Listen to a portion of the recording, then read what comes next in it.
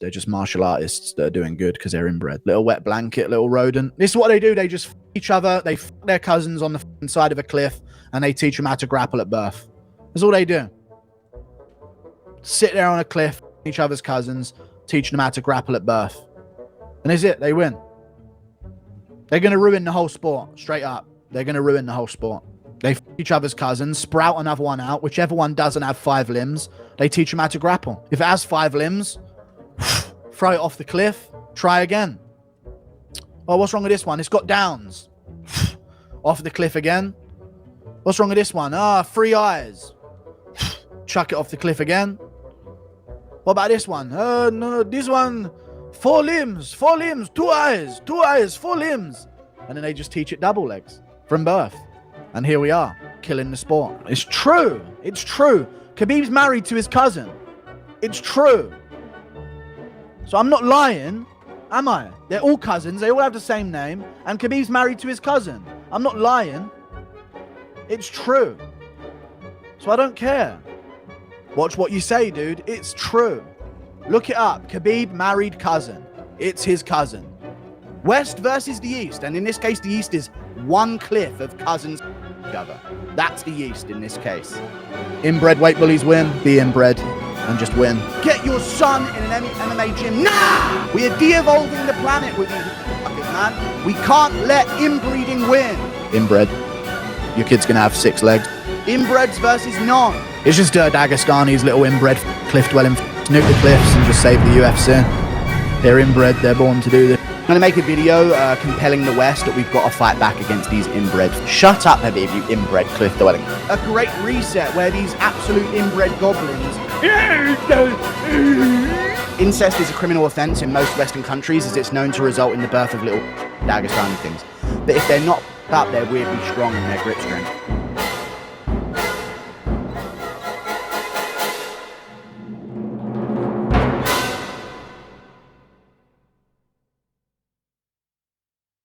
Ever since UFC 229, the world of mixed martial arts has become increasingly familiar with a small nation in the Caucasus. Nestled between the Caspian Sea to the east and the towering peaks of the Greater Caucasus Mountains to the west, the Republic of Dagestan has become a frontrunner in producing some of the most successful mixed martial artists of the modern era. Examples of successful Dagestani fighters include current UFC lightweight champion Islam Makhachev, UFC bantamweight contender Umar Nurmagomedov, UFC light heavyweight contender Magomed Ankalaev, UFC middleweight contender Shah Magomedov, UFC flyweight contender Tagir Ulanbekov, and former UFC lightweight champion Khabib Nurmagomedov. And if we are to go outside of the UFC, there are even more successful Dagestani fighters. There's current Bellator lightweight champion Usman Nurmagomedov, current Bellator bantamweight contender Magomed Magomedov, and 3 out of the 5 PFL tournament winners in 2024 were Dagestani. Furthermore, if we tally up every single PFL tournament winner and runner-up so far, we'll find that Dagestanis were either a champion or a runner-up 12 times. That means they were a champ or the runner-up in 20% of cases in the men's divisions. To add to that, many of the top prospects who represent Western European countries are Dagestani by birth. Notably, there's Nasruddin Imavov representing France, Abus Magomedov representing Germany, and Muhammad Makayev representing England. Dagestani and Dagestani-born fighters have had success in other combat sports as well, including the 5-time freestyle wrestling champion Ali Aliyev and the 2-time Olympic gold medalist in wrestling Abdul Rashid Sadulayev. The sheer amount of talent in combat sports that comes from Dagestan is staggeringly disproportionate to its population, which was below 2 million in the 1980s and has only very recently crossed 3 million. Meanwhile, countries like India have failed to produce a single ranked contender in the UFC, let alone multiple long-reigning champions, despite having 476 times Dagestan's total population. This is especially impressive when considering that Dagestan is one of the least economically developed parts of Russia, meaning fighters training that region did not have access to top-tier training facilities, medical care, or nutrition. Additionally, they would have to strike a balance between training and toiling in physically taxing lines of work like agriculture and metalworking. So, what exactly makes Dagestanis so special? There's been a great deal of analysis done in the mixed martial arts community on the grappling technique of Khabib and Islam Makhachev. Their grappling system, which prioritizes top pressure and control while utilizing the cage, was developed by Khabib's late father, Abdulmanap Nurmagomedov. However, technical analysis only serves to explain the success of Dagestanis who are on Team Khabib and are competing in MMA. There is also, of course, the culture of Dagestan, which has boys start wrestling at an early age. However, does having a culture which teaches boys to wrestle at age 3 enough to produce multiple world champions despite having a population smaller than that of Iowa? Furthermore, how does one then explain the success of Dagestanis who emigrated at an early age like Nasruddin Imavov and Muhammad Mukhayev? Well, in this video, I'm going to be hypothesizing about the possible existence of a genetic advantage that Dagestanis may have over their competition, and how this clip from MMA Guru about Dagestani marriage customs. Incest is a criminal offense in most Western countries, as it's known to result in the birth of Dagestani things. But if they're not up, they're weirdly strong in their grip strength. May actually, unironically, be much closer to being correct than you may have initially assumed. Now, before we proceed, I'm going to put a few disclaimers here. While I will be putting a few humorous references here and there in this video, like I do in all of my videos, the overall purpose of this video is to be informative and to be speculative. I don't intend any disrespect to the people who I will be bringing up in this video, particularly those who are born with genetic deformities as the result of incestuous marriage. Next, I need you to accept a few baseline realities about human genetics. Human evolution did not stop tens of thousands of years ago when humans began migrating out of Africa. Mutation, natural selection, sexual selection, they're all still always at play, okay? And I need you to accept that ethnic differences aren't merely surface level, and that there can be very real genetic dissimilarities, even between those who may appear very similar at a casual glance. For example, Koreans and Japanese are much less likely to carry a functional allele for gene ABCC11, a gene which codes for whether you have dry or wet earwax, and the presence of underarm osmidrosis, which basically determines if your sweat causes body odor or not. Most Koreans and Japanese lack a functioning allele for this gene, while most Africans and Europeans do. A second and more relevant example of this is how African runners consistently dominate the Olympics. And to be more specific, those of West African ancestry dominate short distance events like sprints, while those of East African ancestry win all of the long distance ones. So just to put that in numbers, according to the Genetic Literacy Project, those with sub-Saharan African ancestry comprise only 18% of the world's population, but are over 97% of all top athletes in running at every distance. Furthermore, only 8 athletes out of 1,256 to get below 10 seconds in the 100-meter dash have had no African ancestry. Now, there's articles from places like the BBC trying to diminish the role that genetics play, but they do this by reducing the debate down to a binary of genetics versus environment, instead of considering how both are important and how both reinforce and shape each other. So, for example, with this one article about the Olympics that they wrote, they bring up how having more copies of the R variant of the ACTN3 gene is associated with better sprinting ability, but then go on to dismiss it as unimportant because not only did West African sprinters have it, but all sprinters did, and billions of other people did. And this is, let me just say, this is a profoundly silly way to dismiss the importance of genes in athletics. So for example, this moron David Epstein is saying, right, like, all that ACTN3 can tell us, it seems, is who will not be competing in the Olympic 100-meter final, and it is not even doing a very specific job of that, given that it is only ruling out about 1 billion of the 7 billion people on Earth. And the reason why this is a dumb thing to say is because ACTN3 is a single gene among approximately 23,000 genes in the human genome.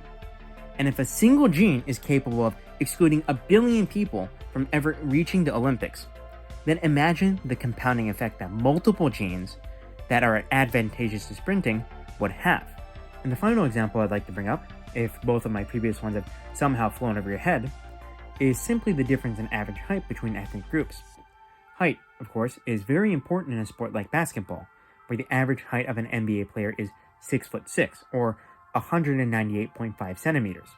Height is normally distributed in the general population, which means that the higher the mean height of a country, the taller the outliers on the tail end of the curve are.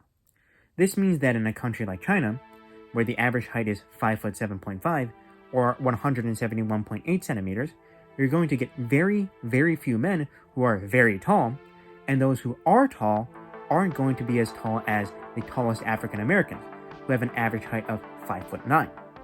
This, of course, is going to lead to there being fewer Chinese players in the NBA, even though basketball is incredibly popular in China.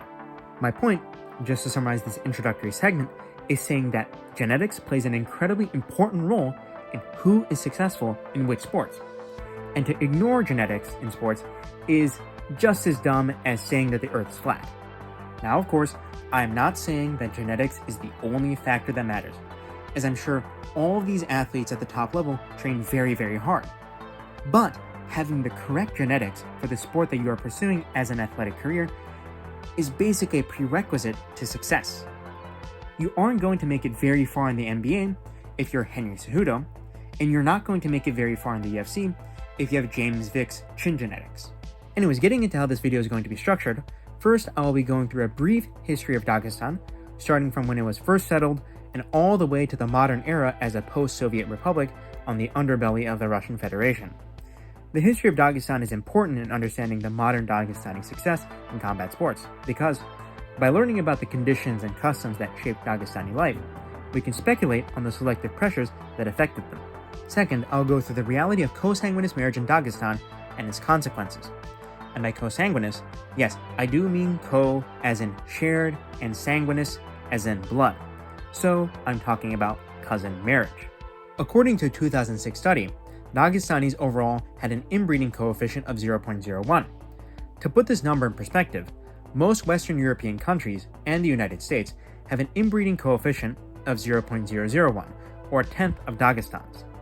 Dagestan's inbreeding coefficient puts it on par with Egypt, a country which, according to a 2011 study, showed that 35.3% of marriages were between blood relatives, with the overwhelming majority of those being between first cousins. Saying that there is a lot of inbreeding in Dagestan is like saying the sky is blue or that water is wet, especially since many Dagestanis openly admit to marrying within their small, tightly knit mountain villages where everybody is already related.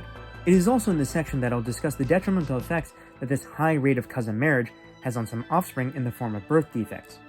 Now, of course, these defects are nowhere near as prevalent or as terrible as the defects suffered by a group like the Habsburgs, but individuals here and there having these deformities is going to be an inevitable result when there is such a high rate of inbreeding.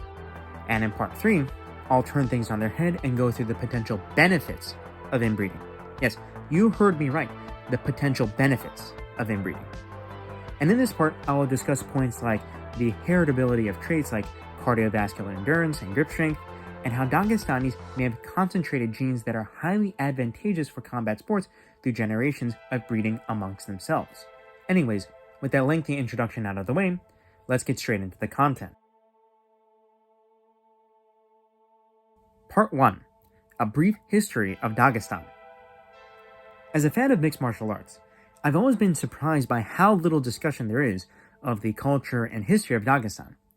You'd think that, as the homeland of some of the most talented fighters in the world, there would be more in-depth looks at this Caucasus nation. However, all of what I was able to find in the MMA space on Dagestan focused almost exclusively on Khabib's upbringing. This, of course, fails to explain the success of Dagestani fighters who did not train with Abdulmanap Nurmagomedov, notably Magomed Ankalaev and Zabit Magomed Sharipov. So for the sake of being comprehensive, I would like to begin this section with a breakdown of Dagestan's geography, as that is a key factor in shaping the history of any nation.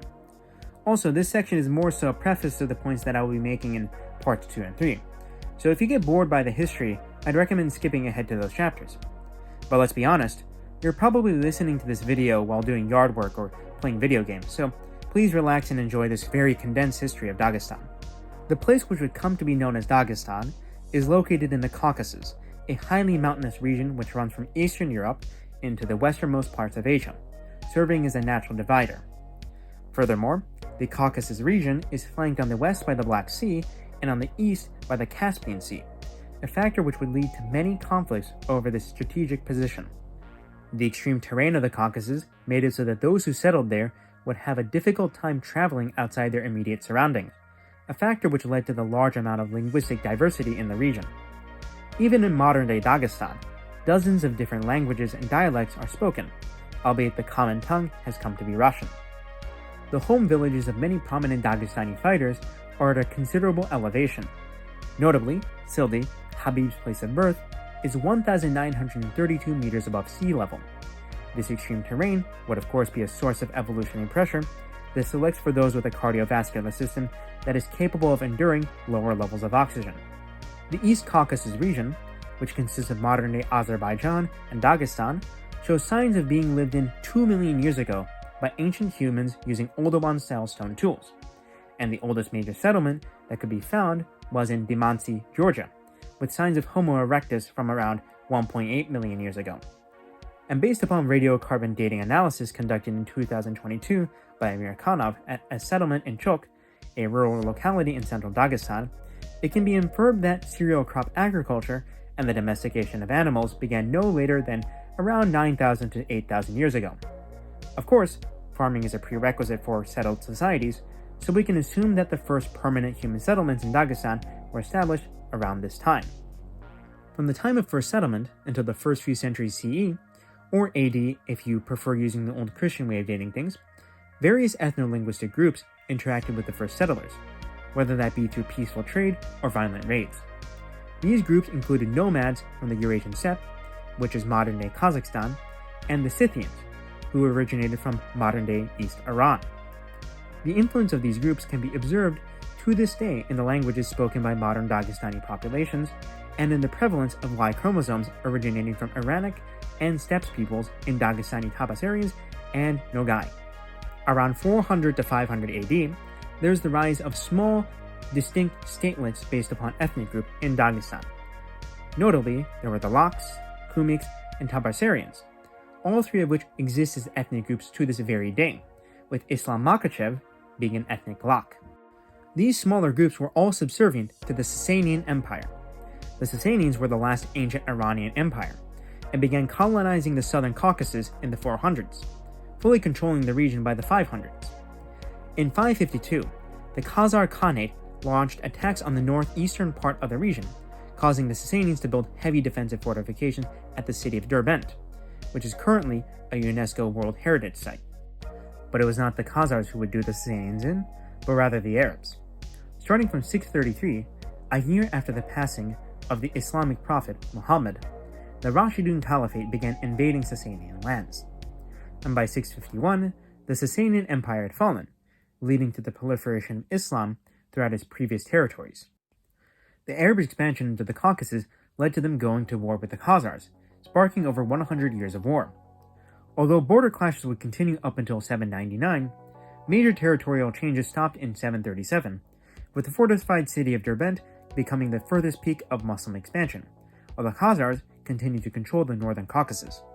During this time, most of Dagestan was controlled by the Christian kingdom of Syria, which had initially allied itself with the Khazars, but ended up paying tribute to the Caliphate when the Caliphate came to power in the region.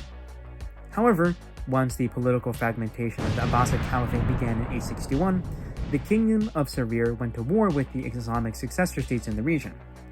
But in the end, Syria ended up collapsing towards the end of the 1100s. The successors to Syria were the Avars, which are to this day the largest ethnic group in Dagestan. Some notable Avars you might have heard of include Khabib, Umar, Usman, Abdulmanap, and Abubakar Nurmagomedov, Ali Aliyev, the man who is considered to be one of the greatest freestyle wrestlers of all time, Magomed Ankalaev, and, most important for this history part, Imam Shamil, the man who is considered to be the father of modern-day Dagestan. And if you go to the Wikipedia page for the Avars and look at the notable people list, you'll see that it's basically all just guys who were champions in wrestling, judo, boxing, and sambo. This also means that, funnily enough, Khabib and Islam technically aren't as related as you might have originally thought, since one is an Avar and the other is a Lak. Following the fall of Syria, the Mongols invaded the Caucasus in 1235. This weakened the Kingdom of Georgia, which had been established in 1010, and led to the decline of Christian influence in the Caucasus. The Mongols administered the region like they did most of their other regions, allowing previous local governing institutions to do what they wanted to, so long as they paid tribute. This allowed the Avars, a predominantly Muslim polity, to come to power in the central Caucasus. The Avars were responsible for the gradual Islamization of the region, which took place over hundreds of years, and they gradually replaced Christianity. They did this by sending missionaries throughout the region, slowly spreading the faith to isolated villages. Once the Mongol hordes declined, the influence of the Avar Khanate was lessened by the rise of a Kumyk state, which is referred to as either the Tarki Shamkhalate or the Ghazi Kumyk Shamkhalate. It was also around this time that Arabic script was developed for local languages like Lak and Avar, and villages became more developed. And in 1556, the Shamkhalate established diplomatic relations with the Russian Empire. However, the Russians didn't give a damn about diplomacy and started invading Dagestan in the later half of that century. And while the Russians were coming in from the north, the Dagestanis had even more threats to contend with in the south. In 1578, the Ottomans invaded Dagestan. However, the Dagestanis were able to repel the Ottomans. But then, in a war which lasted from 1589 to 1607, the Russians invaded Dagestan from the north. But yet again, the Dagestanis were able to repel the Russians through guerrilla tactics and the superior knowledge of the mountainous terrain of their homeland. It was at this time that Safavid Persians put Dagestan under their control, albeit to a limited extent, with the city of Derbent as the capital of the Persian province. Local Dagestani leaders still served a vital role under the rule of the Persians, as the mountainous terrain made it difficult for the Persians to micromanage smaller communities. The control that the Safavids had over Dagestan was sporadic to say the least. They lost territories in the 1720s to Peter the Great, then got them back from Russia in 1735. And then the Russians captured Derbent in 1796, and then the Russians lost that when the Russians had to bring the troops back home to deal with domestic problems. The lack of strict control that both the Russians and the Persians had over Dagestan led to a resurgence in the strength of the Avar Khanate in the mid-1700s. But in 1813, following the Russo-Persian War, the Russian Empire finally managed to consolidate control over all of Dagestan. Unlike previous rulers like the Mongols and the Safavids, the Russians were far more controlling of the Dagestanis, forcing them to endure the process of Russification. The Russians taxed the Dagestanis heavily and generally treated them pretty poorly, which was due in part to the difference in religion, with the Russians being Orthodox Christians while the Dagestanis were Muslims. This oppression led to Muslim imams in Dagestan and Chechnya forming the North Caucasian Imamate to resist the Russians. Even though paganism was still widely practiced in large parts of Chechnya at the time, the threat posed by Russia united the peoples of the Caucasus under the religion of Islam. Although, of course, the difference in the interpretation between what exactly Islam meant varied between the different ethnic groups of Dagestan and Chechnya, making it difficult for the Muslim imams to impose Sharia law. The imamate was started in 1829 by Ghazi Muhammad, who after his death in battle in 1832 was succeeded by Hamza Bek. Hamza Bek in turn was assassinated in 1834, after which leadership was transferred to Imam Shamil. Imam Shamil, an Avar Dagestani, is considered by many Dagestanis to be one of the most significant political leaders in Dagestan's modern history. From 1834 to 1815, Imam Shamil led the North Caucasus Imamate in its resistance against Russia. This 15-year period was remarkable, as it represented one of the few times in history that the peoples of Dagestan and Chechnya were truly autonomous. However, by 1859, the Russians captured most of the Imamate's land, forcing Shamil to surrender. Although Imam Shamil spent the rest of his life in exile, eventually dying and being buried in Medina, his legacy has not been forgotten by modern Dagestanis. Following the collapse of the Imamate, the Russian Empire formed the Dagestan Oblast out of the territory. I'd go more into depth about the Dagestan Oblast here, but you already know what's going to happen next. It's another war. This time it was the Russian Civil War, which lasted from 1917 to 1922, ending with Vladimir Lenin and the Bolsheviks winning. The Dagestan Oblast was subsequently turned into the Dagestan Autonomous Soviet Socialist Republic, where it became a part of the Soviet Union. This is also where modern-day Dagestan had its borders drawn. Both the Dagestan Oblast and the DASSR were poorer than the rest of their respective empires, due in large part to a lack of arable land. And although there's plenty of coal and oil in the ground there, setting equipment up in a region as mountainous as Dagestan isn't going to be as efficient as just going a little ways down south to Baku in Azerbaijan, where there's oil literally seeping out from the ground. It was under communist rule that Makhachkala became Dagestan's capital, and this was also the time when the Islamic faith was the most suppressed. This is because communists believed religion to be the opium of the masses and were opposed to faith of any kind. Life for the Dagestanis grew even harsher under Lenin's successor, Joseph Stalin. Stalin enforced a policy of rapid and forced industrialization to get the USSR to become an industrialized country, even though almost every part of the Soviet Union was still agricultural. Stalin did this through a series of ambitious 5-year plans, and the consequences of those were the mass starvation of millions of people. But, in the end, the USSR did indeed industrialize. That is, except for Dagestan.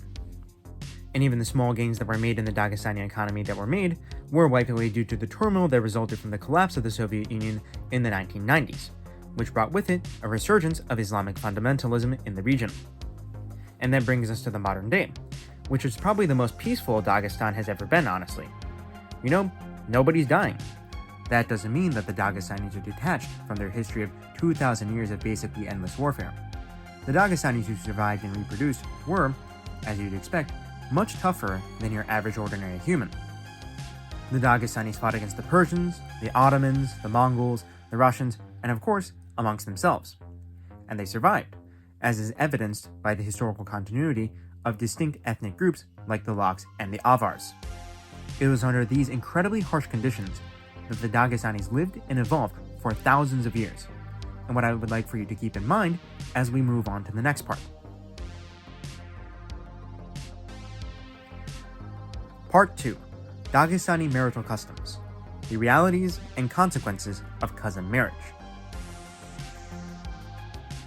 So for this section, I'd like to preface this by saying that I do not have a background in quantitative genetics or evolutionary biology. However, that doesn't prevent me from researching on my own, reading through studies, and presenting information while making sure to properly cite my sources. If you are at any point dissatisfied with the level of analysis or detail that I present in this video, please consult the works of Dr. Kazima Wilayeva, whose research was indispensable to this part of the video. Anyways, starting off with the topic of cousin marriage in Dagestan, to say that it is common is frankly an understatement. As I stated in the introductory segment of this video, the Dagestanis overall have an inbreeding coefficient of 0.01 and a rate of endogamy that's around 85% to 97%, with the definition of endogamy being marrying within one's own ethnic group. Now, when it comes to how the inbreeding coefficient works, it is basically a measure of how inbred an individual organism is.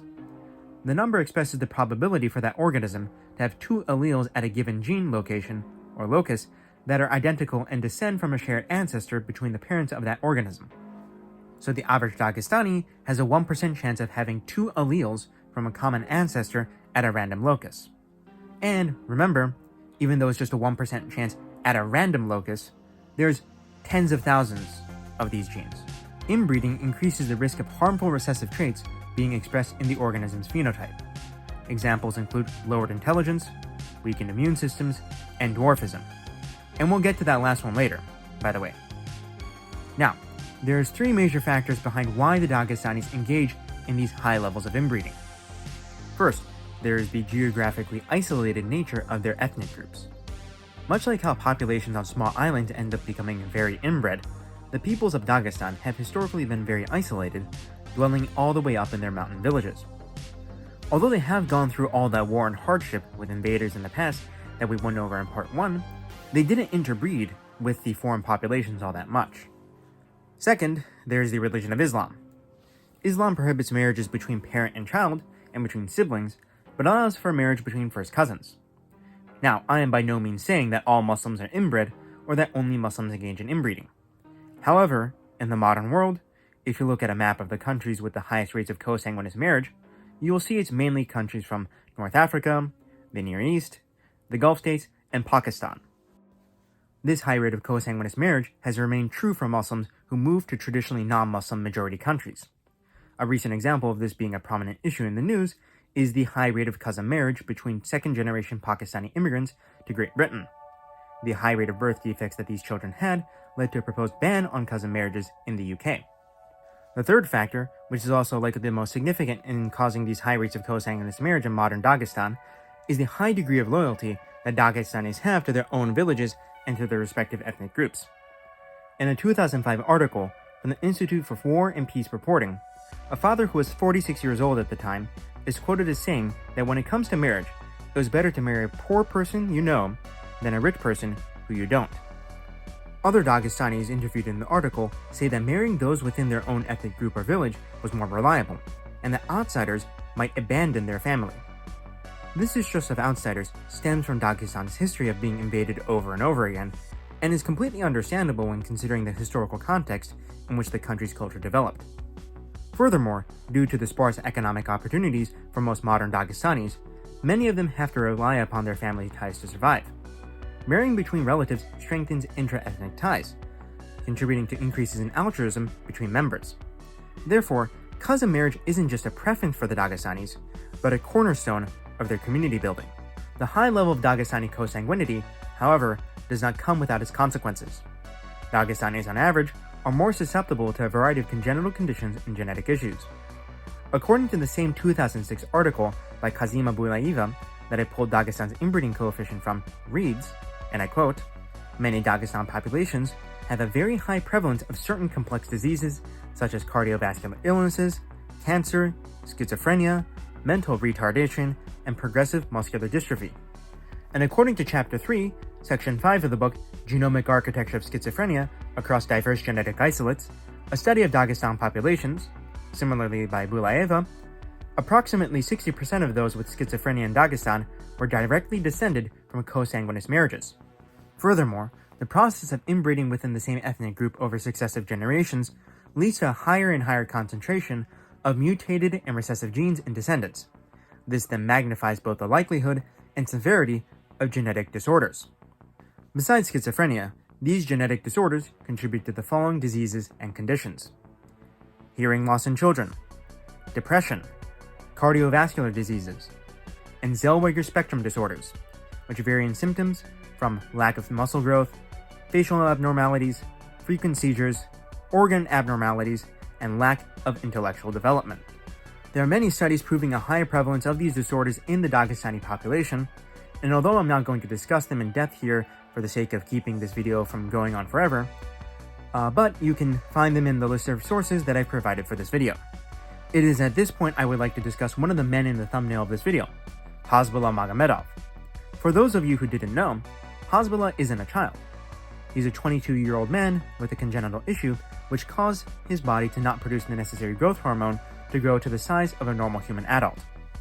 And without intending any disrespect towards him, I believe there is a very high likelihood that Hasbullah's condition is a consequence of Dagestani inbreeding.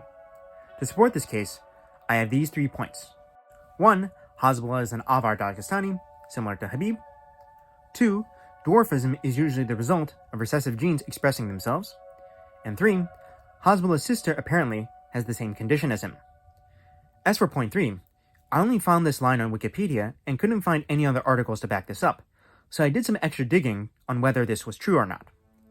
And now I did find a video of a woman with the same condition that Hasbullah has, and she was dressed in what I would consider to be a traditional Muslim garb. However, I also saw comments that this supposed video of Hasbullah's sister was taken without her consent, so I will not be reusing it here.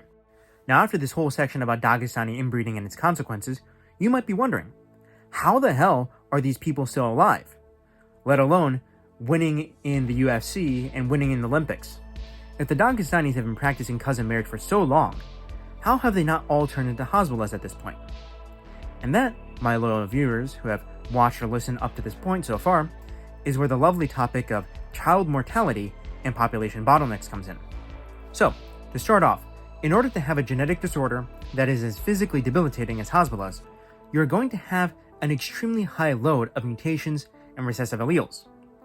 Having this high number of mutations makes it very difficult for offspring like Hasbullah to survive to adulthood. And if an organism can't survive until adulthood, the organism can't reproduce. And if the organism can't reproduce, the organism won't pass on those highly mutated genes I was talking about. Hasbullah wouldn't survive being invaded by the Persians or the Mongols or the Russians. He also wouldn't survive inter-ethnic conflict with surrounding ethnic groups. And therefore, his genes won't carry on to the next generation.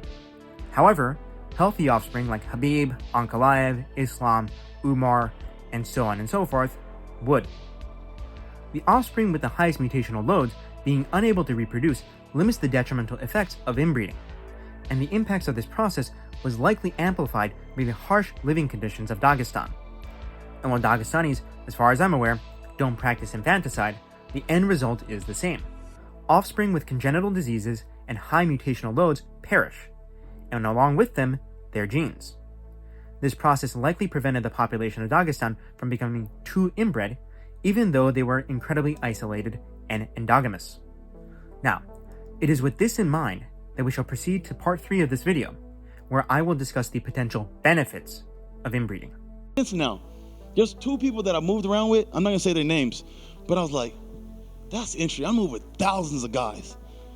That was interesting. I told my coach the same thing. There was something interesting about Islam, and I felt it.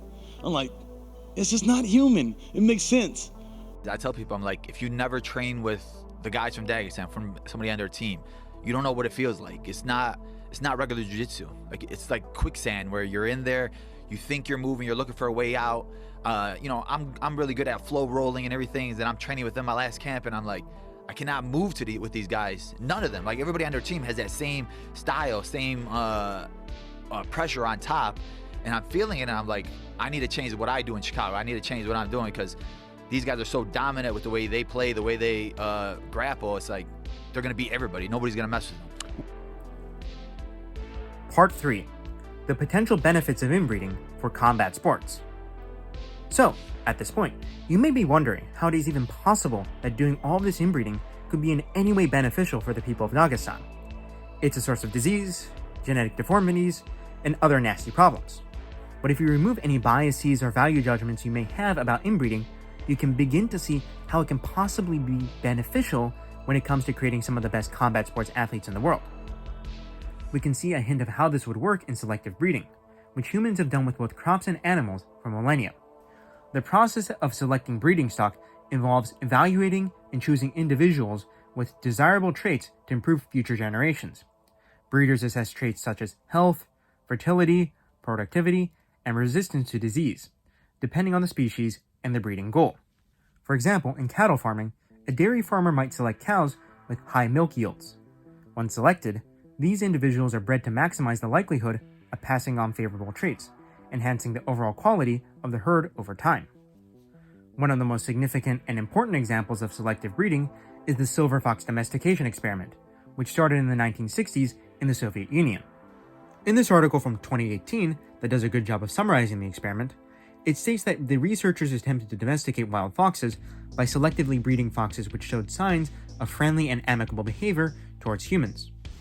Although the foxes in the first couple generations were still tentative around humans, by the 15th generation of foxes, the stress hormones detected in the tamed foxes were about half that of wild foxes, and the levels of serotonin in them, serotonin being the happiness chemical, were higher as well. The domesticated fox population is now large enough to sustain itself, and like dogs, these foxes actively seek out human companionship.